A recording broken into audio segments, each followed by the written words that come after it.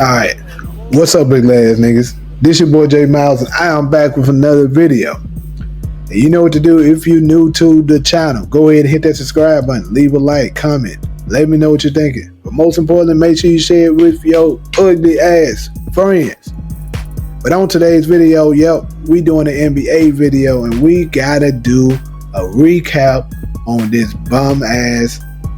Well, not the game wasn't bomb, so let me rephrase that. But we got to do a recap on this Lakers and Wolves game, and basically, you already know what we're gonna be talking about. We gotta clown LeBron James, man, because like usual, the glad nigga never shows up when they need him. But y'all swear up and down, this man is the GOAT, and it's ludicrous. Like we gotta stop this shit at some point. Y'all have got to stop this. The man is a bomb. But anyways, we're gonna go ahead and go through the recap, and we're just gonna keep continuing. This is gonna be a long video. I'm gonna go ahead and tell y'all little ass niggas.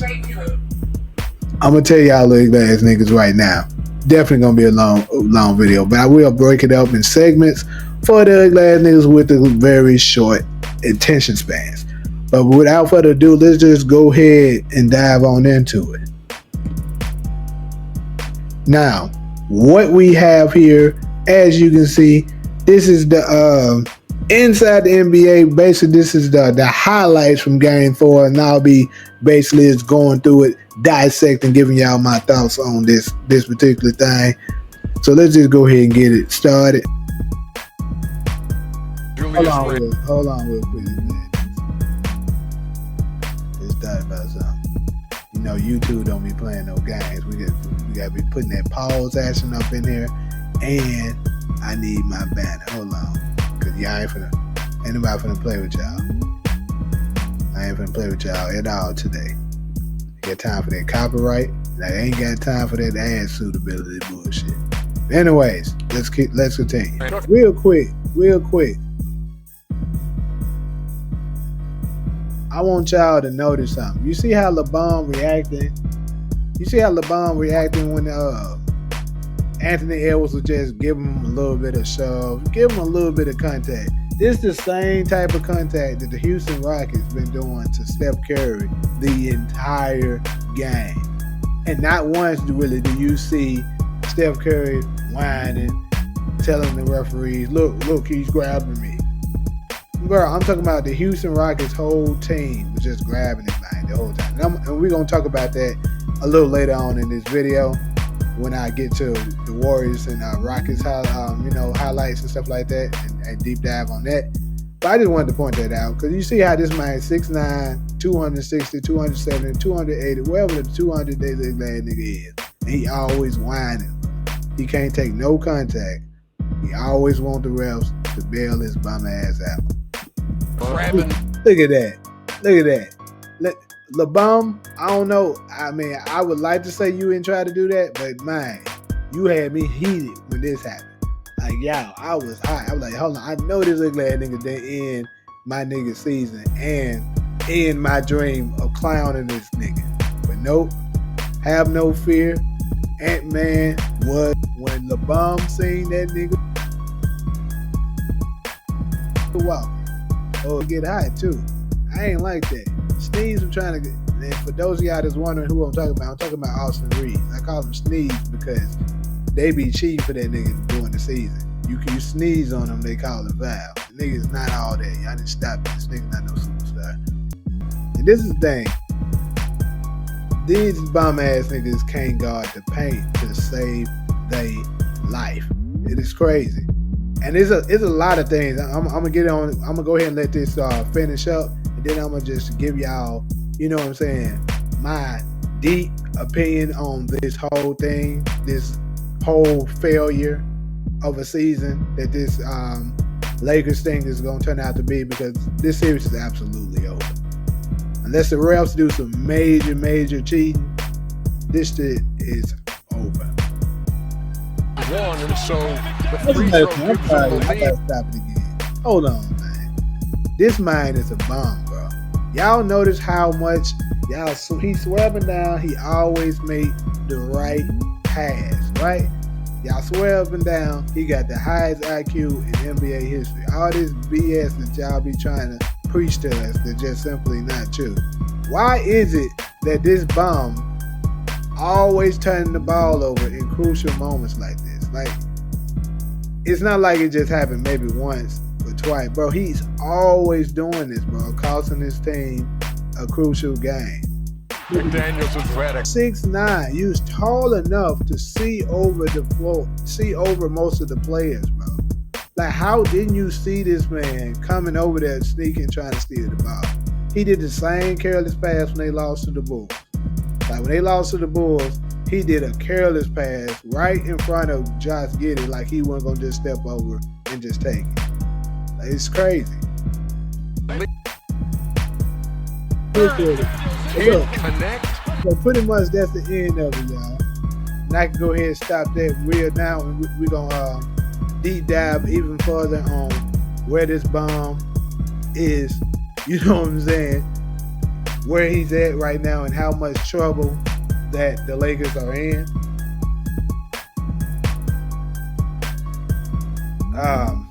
Real quick. Hold on, let me get ready though. Alright, yeah, I had to update that, had to update the banner real quick, niggas. But look, like y'all see up in there, is the Lakers what we need to be talking about now that they are currently down 3-1? Is the Lakers season a failure if they are eliminated in the first round? If you ask me, absolutely it is. Like, bruh, you trade for Luka.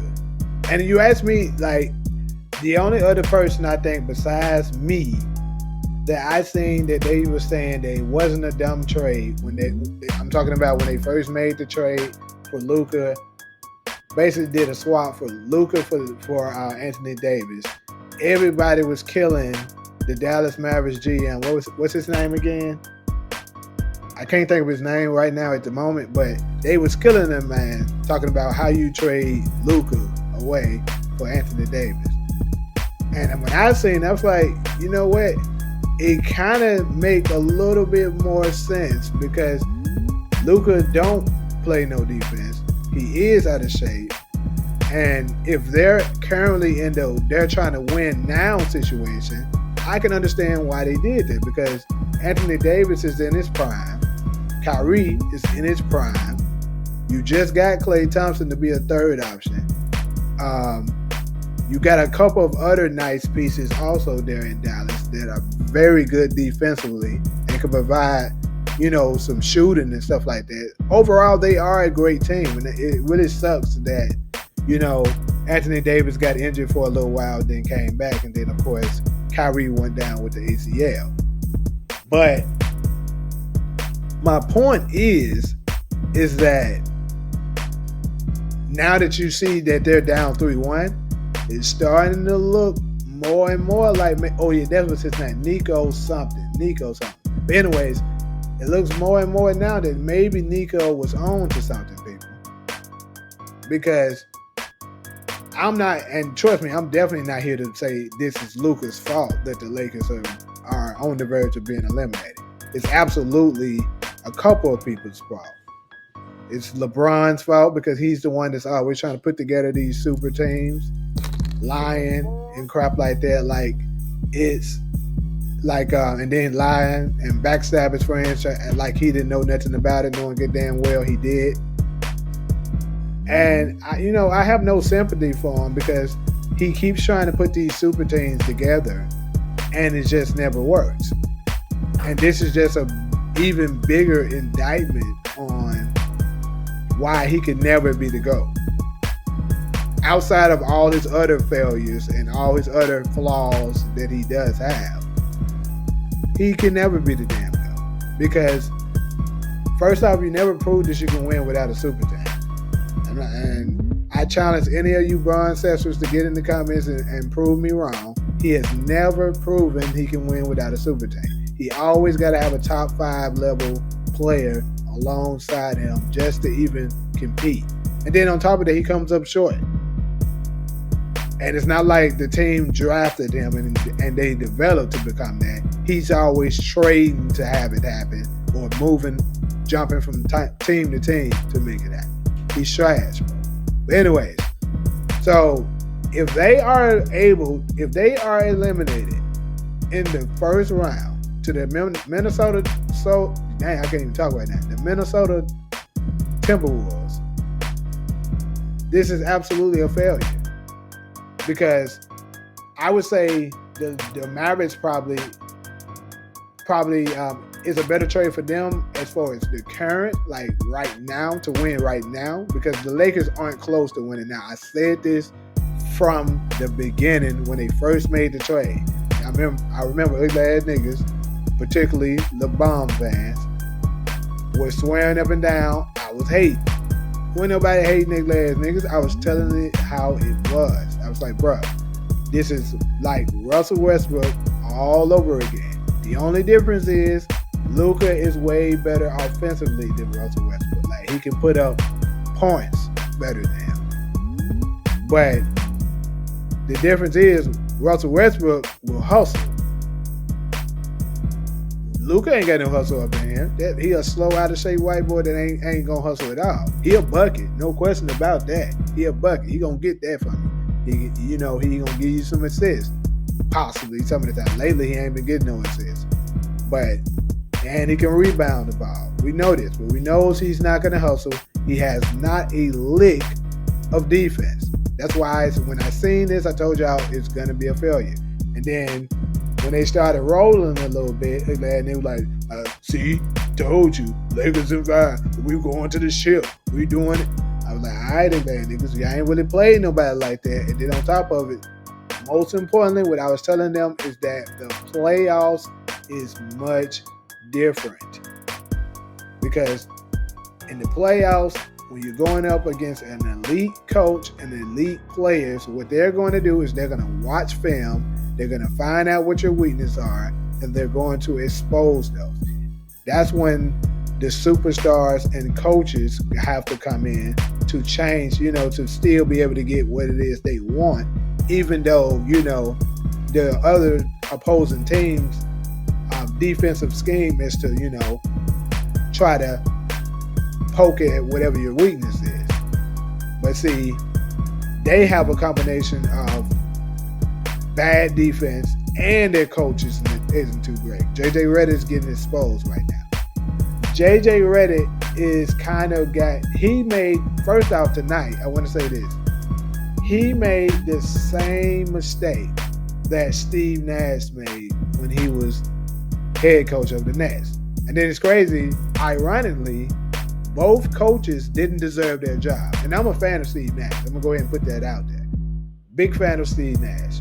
Because if you know me, I'm a Phoenix Suns fan. So Steve Nash is also obviously a pillar to the Phoenix Suns organization. So what all he's did for us back in, from the 2004 when he first came to us. Well, actually we drafted him, then he had came back, but still. His prime years was 04 all the way to about 2011, and he was traded away the 2012-2013 season. But anyways, when he was the head coach of the Brooklyn Nets, he was playing Kevin Durant and certain players 40 plus minutes a game. Like, I think Kevin Durant, the last game, elimination game, or the game before it, game 6 possibly, when they was playing against Milwaukee, that man played the entire game. He didn't even come out. What are we doing? And JJ Redick just made the same mistake he played LeBron James, a 40-year-old LeBron James, 45 minutes. How can you play an old 40-year-old man 45 minutes? It's incredible. And then then the craziest part is not only did he play LeBron James 45 minutes, this dude, the second half, didn't make one substitution. Not one. That is crazy. How can you play your entire starting five for the remainder of the game starting the second half? That is incredible. incredible. That's a rookie mistake. There's no way you should be doing something like that. Even though Steph Curry's stamina is amazing, Steve Curry would never, and I mean never, play Steph Curry 48 minutes, 45 minutes. He's not playing him that long. He may play him 40, and to be honest with you, that's kind of rare. Because he played quite heavy minutes game 3 against Houston Rockets, but we're going to get into that in just a moment. But the question is, the problem is you should have known better, because LeBron James didn't score a single point in the fourth quarter. Now, I know ugly ass niggas, aka Bron sexuals, would like to say, yeah, man, LeBron was matched out on with JJ. Cause I already been looking at my YouTube algorithm, and I'm seeing multiple outlets, of mainstream media saying that is JJ ready? What is he doing? Is JJ ready? The problem? Will JJ ready? They're already making room to make JJ ready the scapegoat. And of course, they're also trying to give Luka some blame too. But I think what's going on with the Luka situation is they know that if they continue to slander Luka like that, Luka is not on contract for next year. Luka can walk. And if you want a future for your franchise and to not just lose Anthony Davis for nothing, you need to make sure Luka is happy. That's why I don't understand why they're constantly catering to LeBron James. It is stupid. LeBron is not who they say he is, and he never has been. But it seems that the NBA guys, the people that's in charge, has a lot of stock into LeBron, so they're going to keep pushing him and pushing him, even though he doesn't deserve it. He doesn't deserve it. I don't give a damn what none of y'all niggas say. Y'all can get up in the comments and try to debate or whatever it is you want. If you want to, the actual truth is he didn't deserve it. He's failed and choked up too many times, and after he did it the first couple times, y'all should have saw the forest for the trees and ran away and found you another superstar. You should have, honestly, the NBA should have backed Steph Curry. He's way more likable. He's achieved more in less time. He's done more with less, even though y'all paint the bullshit narrative trying to lie that Steph Curry always had loaded teams. That's why he beat LeBron, but it's an absolute lie. And I'll probably do a deep dive in another video on how I can prove that, because it's straight bullshit, people. Steph Curry didn't have the better team.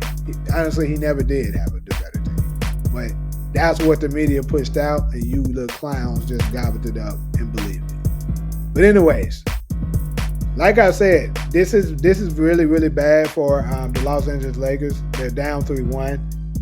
And of course, you're heading back to Los Angeles. I suspect the whistles to be blown a whole lot this coming game in favor of the Lakers. But I don't even know if that's going to be enough to carry them through this, because it's the same situation, people. And I need to deep dive on this BS is LeBron clutch bullcrap. So yeah, LeBron isn't clutch, bro. I've been saying it for the longest, and of course LeBron Sessions comes out. But how he ain't clutch? How he ain't clutch? He got the most game winners, the most buzzer beaters. He got that. We don't care about that, man. Always why he got them little old buzzer beaters that he had is because, one, he was against bomb ass competition, and if you pay attention, majority of LeBron's shots, he makes them when the game doesn't matter. And I'm going to tell you what I mean by that. He hits them when the game's tied, majority of them. If the game's tied, yeah, he'll take the shot because he's not afraid. If he missed that, oh well, it goes to overtime. But you let him be down by 1, by 2, by 3. He's not going to, more than likely, he's probably not going to even take the shot. But if he does, guess what? brick. He's gonna brick it because he's not clutch. But I'm not even just talking about this. The main issue that I'm on, because just hitting a last second shot isn't all that it requires in order to be clutch, people. Also, clutch starts at the last 5 minutes of the game, people. And for the bronze settlers in the back that didn't know that, because I know one of them came on my live trying to debate me what clutch was, and I had to literally show his ass the damn definition and put it on the screen for him. And it says it's the last 5 minutes of the game. But anyways, have y'all noticed that LeBron always disappears around that time? Always. He's always disappearing, bro. And they look to blame any and everyone for the failures of them, when in actuality, you only have one common denominator, and that's LeBron James. Just last year, when they were in the playoffs around the same time, they were playing the Denver Nuggets, right? They were down. They were up, actually, games 1 through 5. They were up in the beginning and managed to lose each and every last one of them. They led for 3 quarters and choked it up and lost. Except game 4, they ended up winning game 4. But for games 1 through 3, they were up. And then the crazy part is they were actually up big, like 20 plus points. Let them come back and win and beat them. Did the same thing for the closing game in game 5. So what does this tell you? That LeBron's not clutch, people. I don't want to hear no Anthony Davis didn't do nothing. Stop with all these excuses. LeBron's supposed to be that guy. He's the one that y'all pushing this is to go. And then next y'all gonna try to use the he 40 excuse. I don't want to hear nothing about no 40 either, man, niggas. First off, he should have been retired. If you're not able to produce the way you need to, you should have retired. Stop chasing that ghost that you'll never catch. That goes fast as hell, you'll never catch him, I promise you. But anyways, even the year before that, 2023 year, in the Western Conference Finals, it was the exact same thing. And then this is the crazy part. LeBron's not old until he's underperforming like he always does. Then all of a sudden, y'all got to find an excuse. When he's doing all these blocks and stuff, and these high-flying dunks and stuff, he's doing all this at 40. So it seems like to me he's performing pretty well. He's moving pretty well. So why does 40 take place when he's losing? You can't have it both ways with glass niggas. It's either he's old or he ain't. Even though he is old. But what I'm saying is, if he's performing like that, and then all of a sudden in the last 5 minutes he can't do it, bro, something's wrong. And then guess what? He was doing the exact same thing in his 20s. He did the exact same. He chokes under the pressure. Skip Bayless has been saying this for the longest, and y'all could label him a hater as well, but he was 100% on the money when he said this. In the crunch time, you cannot trust LeBron James.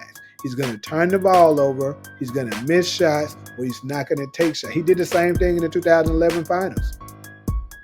Guess what? The same game that he scored eight points in total, what did he do? 0 points in the fourth. And then in the elimination game, same thing. I think he may have had 2 points in that fourth quarter. He does not perform well in the crunch time. That's why he surrounds himself with superstars like that. That's why he does that. Because he wants them to take care of, he wants to play only 3 quarters, and in the fourth quarter, he wants them to carry the load. And then he'll take all the credit. It's what he's done with every team he's ever won a championship on. He did it with Miami. Wade was the guy that took over in the fourth quarter when they needed it. It wasn't him. He did it with Cleveland. Kyrie was the one that took over in the fourth quarter when they really needed him. It wasn't him. And of course, he used Anthony Davis as his latest addition with the bubble championship, which really doesn't count. But if you want to count it, cool. And he was hoping and praying Luka could have been that guy for him this time. But of course, like I told y'all, that one wasn't going to work because they don't have any defense, people. And that's how I knew from the beginning, even though folks were telling me I didn't know what I was talking about. I knew it wasn't going to work because they don't have any perimeter defense. Or not just perimeter. They don't have any defense whatsoever because they don't have any rim protection either. Ant-Man was going to the rack at will. It wasn't no, okay, when he come out. Dude, he could go to the rim whenever he got ready because they have no low post defense presence. But yeah, this is real, real bad. But anyways, I'm gonna go ahead and move on. All right, though. So now we're gonna go ahead and get to the Warriors. We're gonna go ahead and go to the Warriors and Rockets Game 3 highlights. And it was a pretty good game, pretty impressive win for the Golden State Warriors because, as you know, if you've been following, basketball, been following the NBA, Jimmy Butler was injured last game, and of course the Golden State Warriors got beat pretty handily after the injury of Jimmy Butler. And of course, a lot of people, and to be honest with you, slightly me myself, was a little concerned whether or not the Warriors could win this Game 3 because they didn't look too well without Jimmy, prior to his arrival. And then, of course, Houston Rockets is a very good defensive team. They were the same team that was able to hold Steph Curry to 2 points during the season. But of course, the playoffs and the season is two different things. And I just think it was an incredible performance that, they were able to go ahead and pull this off. Because what we do know is if somebody else, LeBron, would have played like this without Luka, he would have lost, and they would have had excuses for days. Luka didn't play, man. You can't blame that on him.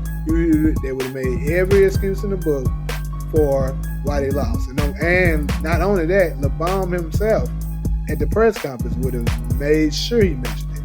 Well, obviously we didn't have Luka, so we were short-handed, and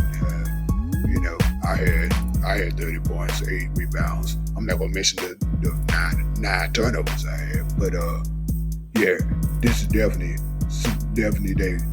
we're gonna blame it on that.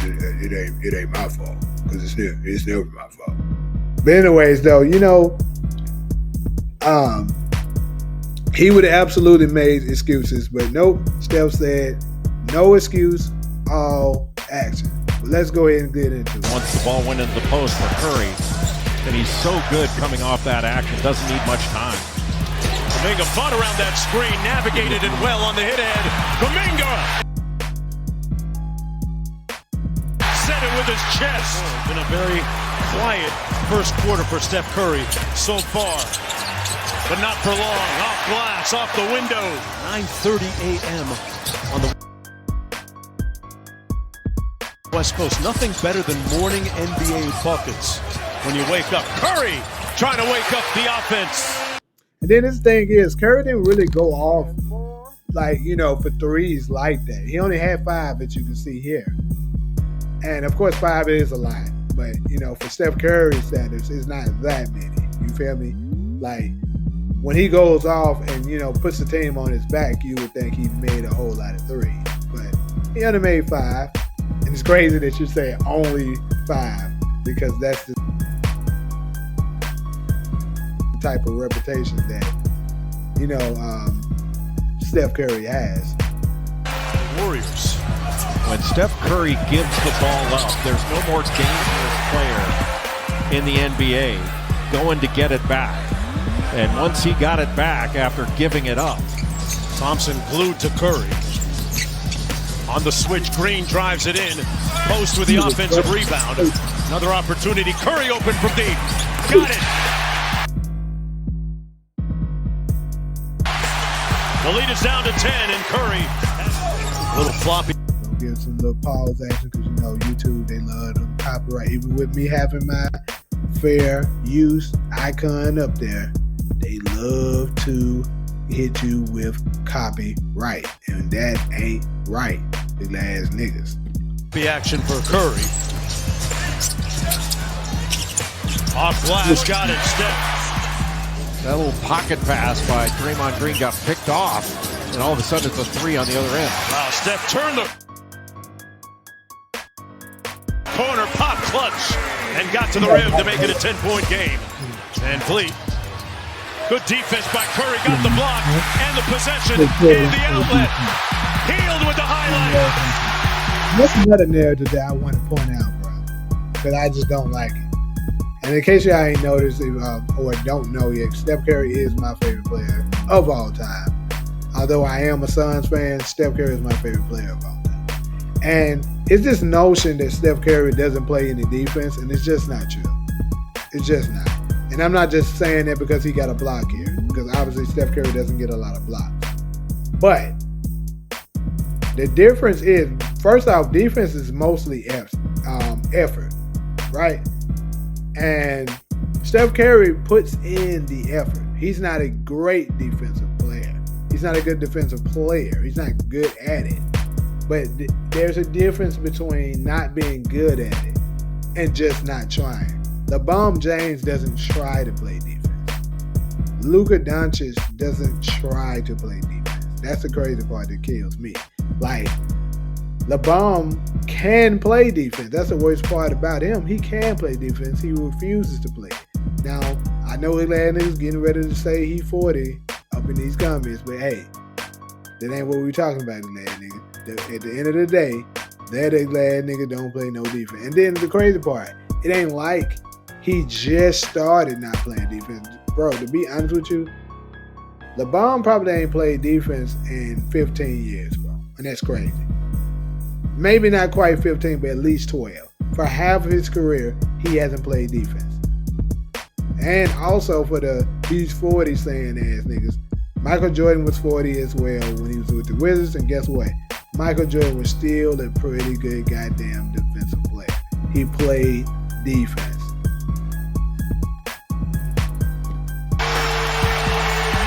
What great defense by Steph Curry. Then able to block the shot and corral it as well. He's really gotten stronger over the years, and it's terrific. 10 on the shot clock. Sengun coming with help. Tough spacing right now for Curry. Drives it into the lane. Got it! And the giant slayer shot. Once you give up that straight line drive, you're going to draw multiple defenders, and Sengun took advantage of it. Curry puts up the shot. Got it!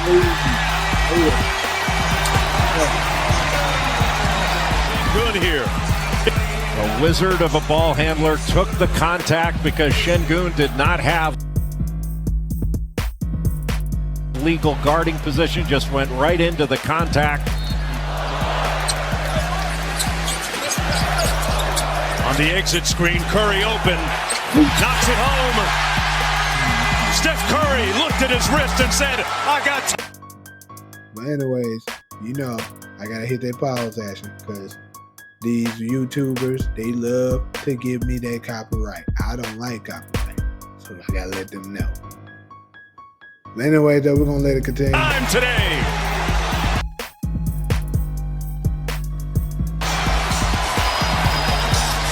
He's back into form. He was out for a long time after starting the first 33.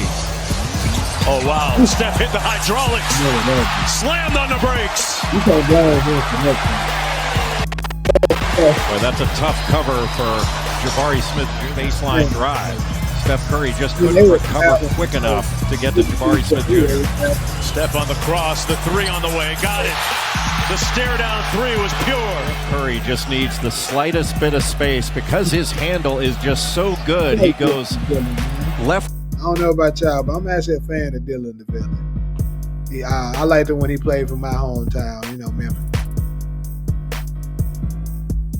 Stuff like that. And Memphis made a big mistake actually giving Dylan up. It was stupid because if you really pay attention, Memphis hasn't been the same since Dylan Brooks left the team. Not saying that he was the, you know, the soul of that team, but he was definitely, their defensive anchor. And it looks like he may have, possibly been a verbal leader or something like that, because they just not the same. Something's very much different about him. Of course, Ja can't stay healthy anymore now either, but I don't know, just a different culture now. To right cross, then right to left. Come on. To create the space. It's just room. There's no way Quinn Post was going to knock him off that spot. Curry draws 2. Healed. Got it. Little bunny ball in full effect. For Houston in this game, they're 12 of 22. Leaving some food on the table. Aimed inside.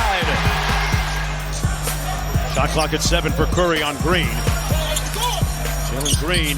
Wow, what a pass. Payton got it. A dime drop for the ages by Curry. Payton on the wing against Smith. Curry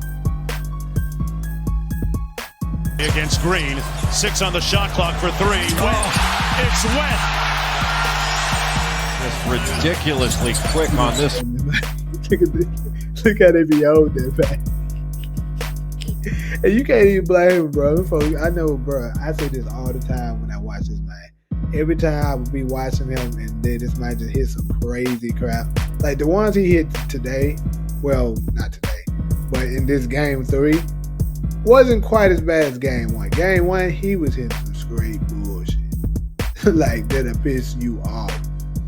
But, like, I mean, I think that's why the referees just be like, bro, we can't call all them fouls, bro. Everybody would foul out if we actually call all the times that they be just holding and grabbing him. And then, the craziest part is that Steph doesn't complain, bro. He just go through it and be like, damn, y'all these lad fouling. He might smirk a little bit, look at these lad, be like, y'all look lad niggas fouling. But, he don't do all that complaining and whining to the refs because he understands that, like, bro, it is what it is. At the end of the day, I got to get this done. Release. Goes slow to fast. Gives a little jab, and it's just incredible. Talk about a master craftsman at work. He knew that was in too, Jay. Everybody knew. He started running back, feeling himself a little bit, and why not? Thompson had it knocked away. Swarming Warriors defense. Pajemski, did he get the timeout? Yes, he did. Steph Curry and the Warriors hosting Jalen Green and the Rockets game 3. No. But yeah, pretty much that's the highlights I got for y'all. Now, where's my thoughts on this real quick? I mean, Steph Curry did what he had to do. Obviously, of course, a lot of his key teammates was stepped up big time as well. Draymond always, do what he do. He, he's not a scorer, obviously, but see, that's another thing about certain people that it just kills me, how people be quick to label somebody trash or whatever just because you may not have the statistical numbers that, the LeBrons, the Steph Currys, the Luka Doncic, the Giannis, Kevin Durant of the world will give you. But that's not all you need in order to have a championship team. Everybody has their own role, and Draymond does his exceptionally well. He plays good defense. Sometimes in the crunch when you need a big bucket, like from 3, he'll knock them down. Of course, he can handle the ball. He can be a facilitator if you need him to be, and he's very, very high IQ player. And of course, he's the tough guy if they need it. You know what I'm saying? If somebody getting out of hand or whatever, he does that. Or he just got to rough up somebody to kind of slow them down. He does what he do. He's the glue guy. He's the utility guy. He does what needs to be done in order to get the win. And then of course, like I was just saying, Buddy Hield, key contributor to the win, hit some big shots down the stretch. Gary Payton II, another guy that I love, plays not exactly like his dad, but obviously he has the defense like his dad does. And of course, I didn't grow up watching his dad. I mean, they're definitely before my time, but I'm a student to the game, so I went back and watched his old clips and stuff like that, playing against Mike and etc. And obviously, I was good friends with his oldest son, Gary Payton Jr. So that also made me pay a little bit more attention to him. But yeah, Gary Payton II played very well this game. And then who else did they have? Brandon Pozinski, he played pretty solid as well. But anyways, it was a very good, impressive win because, of course, they didn't have Jimmy Butler. And, they could have just laid down and chunked it up and tried to wait on Jimmy to come back. But no, they was like, we got to protect home court. We already stole home court advantage. Let's not give it back just because Jimmy Butler's not here. And Steph Curry came up big, put the team on his back, and won the game. See, this is what separates Steph Curry and LeBron James. I don't care what nobody says. This is what does it. And that's gonna help. That's gonna go ahead and let me transition over to the next part. So yeah, Steph Curry does more with less than LeBron James, and it's just the truth. Now, of course, Bron Sexuals wouldn't like that because that's what y'all do. Y'all Bron Sexuals. Bron Sexuals are delusional, and y'all go with any and everything that supports LeBron. But it doesn't make it true because just this last game that we just got through covering, it proves it. Steph Curry went out there, no Jimmy Butler, who's clearly the second best player on the Warriors, and came up big against a great defensive team in the Houston Rockets. Now, niggas might try to say, oh, the Houston Rockets are young and whatever. I can guarantee you, I promise you, I wish it was a way that we could prove it, that if the Lakers was able to trade places and they faced the Rockets instead of the Warriors, I promise you, if Luka Doncic would have went down and LeBron had to play them by himself, the Houston Rockets would have blew them out every game he played. Because LeBron cannot carry a team like that no more. He just can't. In fact, he hasn't been able to carry a team since he came to the West. But they kept on doing BS to cover him up and lies and manipulative bullshit to make it seem like he can. But the actual truth is, he hasn't been able to carry a team since he came to Los Angeles. But Steph Curry, he has done more with less. He won more championships than LeBron James in less time. Because LeBron James only have 3.5 championships. Curry has 4. And Curry obviously has been in the league much less than LeBron James, and he still has more championships. So he has done more in less time with less. Now, Bron Sexuals and the media will lie to you and try to get you to believe that Curry has always had the better teams. That's why he was able to come up with so many championships, when it's just absolutely ludicrous. It's absolutely insane and nothing but manipulative lies coming from the media. Because let's go ahead and go down the line. The very first championship, Steph Curry won in 2015. The very first championship, he beat LeBron James for it. Now, niggas is ready to say, well, that's because Kyrie and Kevin Love got hurt. Understood, niggas, but this was a baby Warriors team. And to be honest with you, this Warriors team wasn't nearly as developed as the later on Warriors team that we got to know. Klay Thompson was just starting to really become Klay Thompson. He wasn't, super Klay Thompson, but he was pretty good. I'll give you that. Draymond, same way. He was starting to become Draymond that we all got to know. And then, of course, Steph Curry, even Steph Curry was becoming Steph Curry. Nobody was submitted. They weren't bona fide superstars or stars. You know what I'm saying? They weren't that in 2015. LeBron already had his name for himself. He already had 2 titles. Now, here's another key thing. They went up 2 games to Golden State 1. If you ask me, if you go up 2 games to 1, that means you had a chance to win. Don't give a damn about Kevin Love and Kyrie, because guess what? Kevin Love and Kyrie was out when you was down. When you was up 2-1. So basically, it looked like to me that you choked and wasn't able to get it done. And then 2016, once Kevin Love and Kyrie Irving were back, y'all had the better team. Cleveland had the better team, people. I don't care what the media try to spread and Bron Centers want to lie about. Cleveland, by far, really had the better team. They had the more expensive team. They had the better team.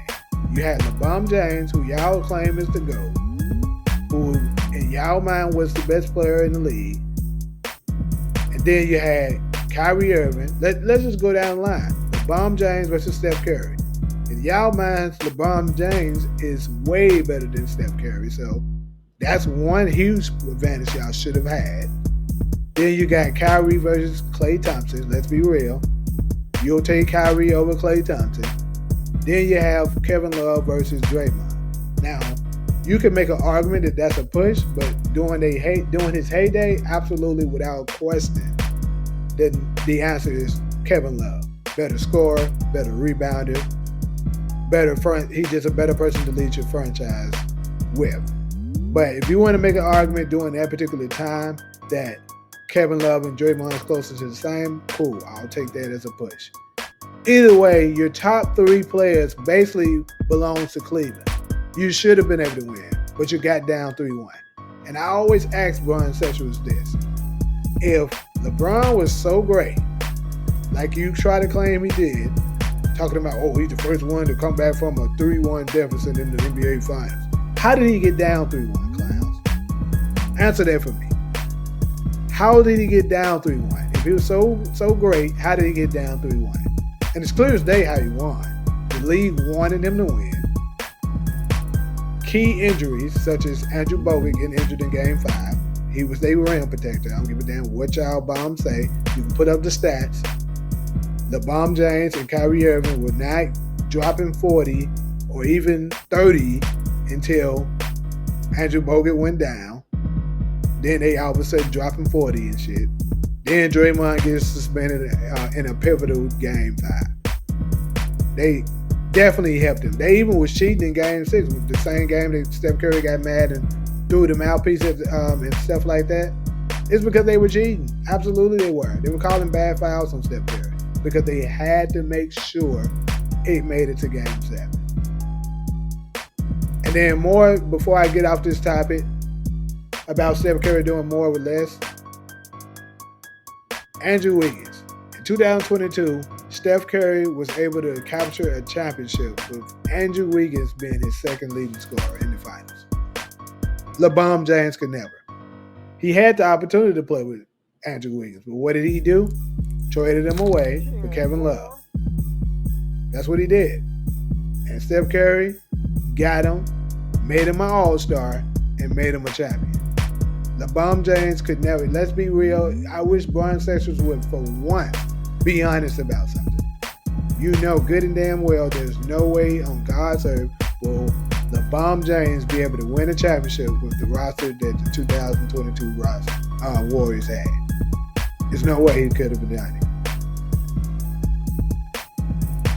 But anyways, though, I want to go ahead and head to my final segment before I get up out of here. And that is, Anthony Edwards has a chance at doing something great. Now, I think it's a probably look at this and be like, what are you talking about, lad, nigga? Well, I don't know for sure whether or not y'all pay attention to this or not, but Anthony Davis, in a 2 years span, has the opportunity Well, I'm pretty sure he's going to get the opportunity to face Kevin Durant, LeBron James, and Steph Curry, the three trio, the biggest players of the 2010 era, all in back-to-back like that, like within a 2-year span in the playoffs. He has the opportunity to eliminate all three. Like, that's special there. Think about this. He faced my Suns last year in the first round and completely obliterated us, Kevin Durant, in the first round. We really wasn't able to put up much of a fight. And that's when everybody was like, Anthony Edwards has, arrived, right? That's really when he was put on notice. And some people even alluded to say that he was, Baby Jordan. That's when he started developing that title. Now, of course, a lot of people gave him pushback, such as Skip Bayless. And, for me, you see some little sparks of it where you can kind of see the comparison, but he still got a little ways to go, because Michael Jordan just came into the league and led it by the storm. Like, dude was killing as soon as he came into the league. It wasn't even like he didn't even need no development. The moment he came into the league, dude was that dude. Like, you could make a legitimate argument he was the best player in the league his first year. You can't make that argument for anyone else, probably. Like, Magic Johnson was pretty damn good his first year as well, but I don't know if we can say he was the best. Kareem probably was still the best player in the league during that particular time. LeBron was nowhere near the best player in the league his first year. Who else? Obviously, Steph Curry was nowhere near it either.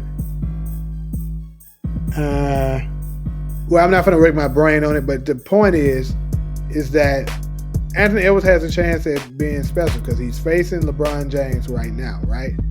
And, of course, it looks like, unless they just completely flop or a major injury or something in that nature happens, that the Lakers are able to come back and, win three straight games. It looks like he's going to eliminate LeBron James, probably in 5, maybe 6 at the most, right?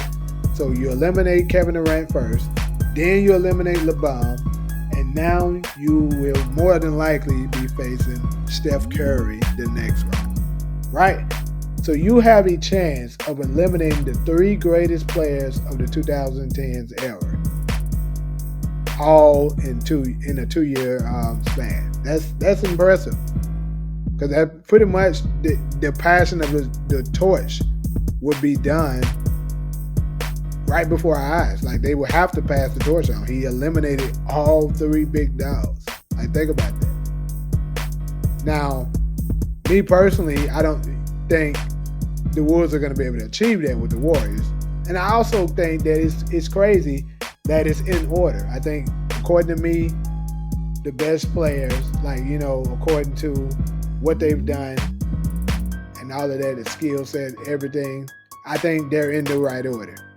Kevin Durant's the 3rd, LeBron James is 2, Steph Curry is number 1. This is the Steph Curry era that we're leaving, not the LeBron James era. I don't care what y'all say. His overrated, inflated stats is not what makes you the better player. Winning, leadership, stats, accolades, all of those things are considered. Skills, and of course, how did you compare? How did you compete, and how do you pair up among your peers?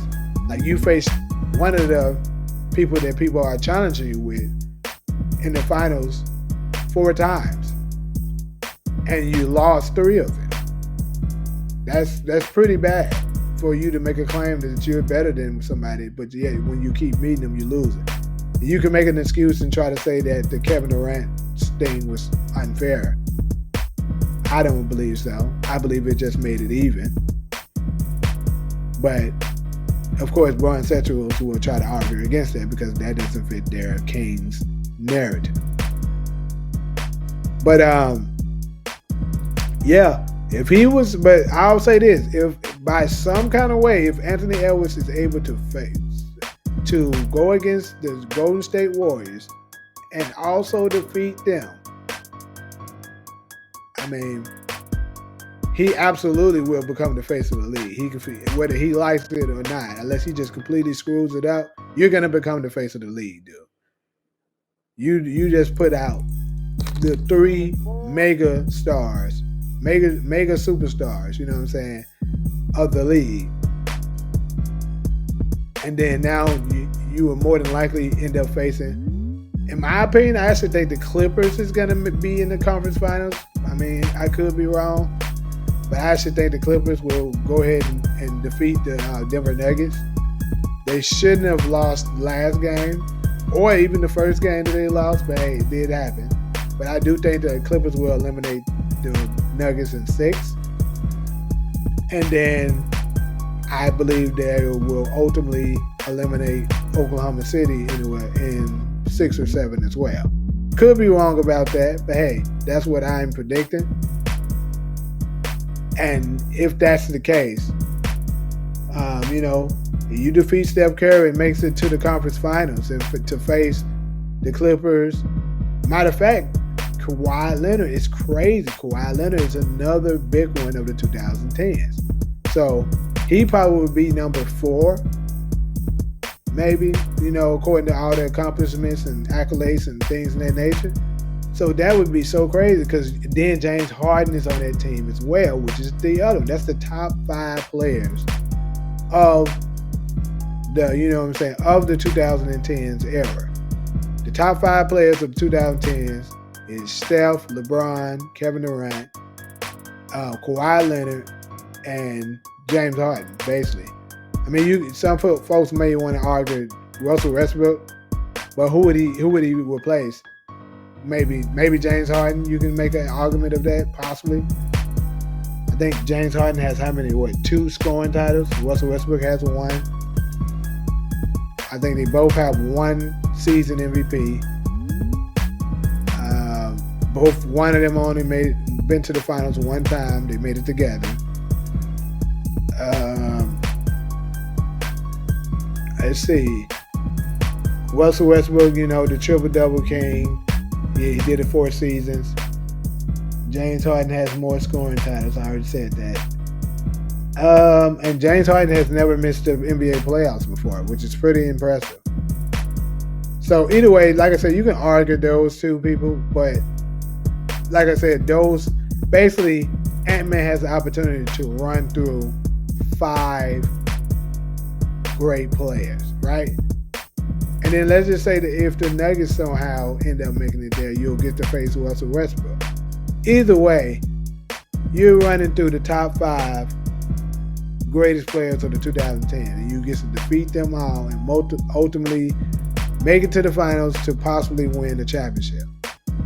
And regardless of who he plays and stuff, it doesn't really matter. More than likely, it's going to end up being Boston, in my opinion. More than likely, that's what it is. But I think we're going to get a rematch of the Boston Celtics versus the Golden State Warriors. That's the finals prediction I'm making. But yeah, if Anthony Edwards is able to pull this off, this is absolutely going to solidify his legacy, even at that young age of 23. That's very, very impressive to be able to do that.